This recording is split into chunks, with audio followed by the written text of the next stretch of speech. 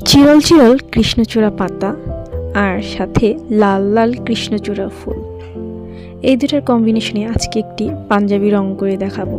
দেখুন, প্রথমে আমি পেন্সিল দিয়ে পাঞ্জাবিটা এঁকে নিচ্ছি, গাছের পাতা আর ফুলগুলো।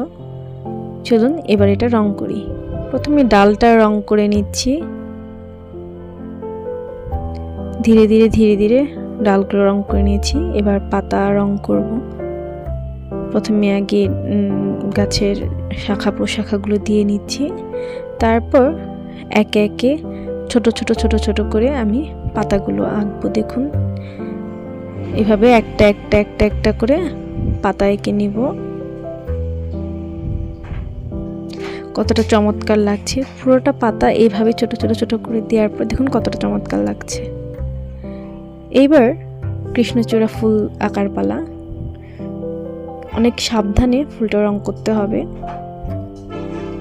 দেখুন, সাদার মধ্যে লালটা কিন্তু অনেক চমৎকার লাগছে। ধীরে ধীরে তুলির সাহায্যে কৃষ্ণচূড়া ফুলের যে আকৃতি, সেই আকৃতিটা আস্তে আস্তে দিয়ে নিতে হবে। তাড়াহুড়ো করা যাবে না, তাড়াহুড়ো করলে রং ছড়িয়ে যেতে পারে। যেহেতু কাপড়, সাবধানে আস্তে ধীরে রংটা করে নিতে হবে। নিচের অংশটা সরু রেখে পাতার অংশটা ছড়িয়ে তারপর আমাদের এটা রং করে নিতে হবে।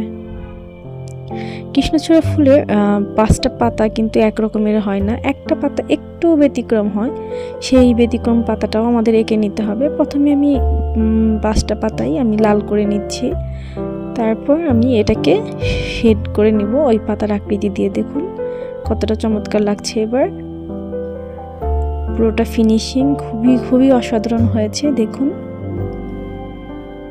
কতটা চমৎকার লাগছে, একদম রিয়েল কৃষ্ণচূড়া ফুলের একটা ফিলিংস আসতেছে।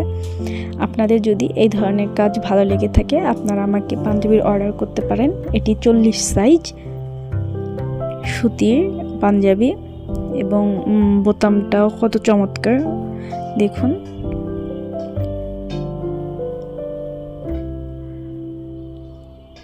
চল্লিশ সাইজের সাদা রঙের পাঞ্জাবিটা অ্যাভেলেবেল আছে, চাইলে আপনারা অর্ডার করতে পারেন।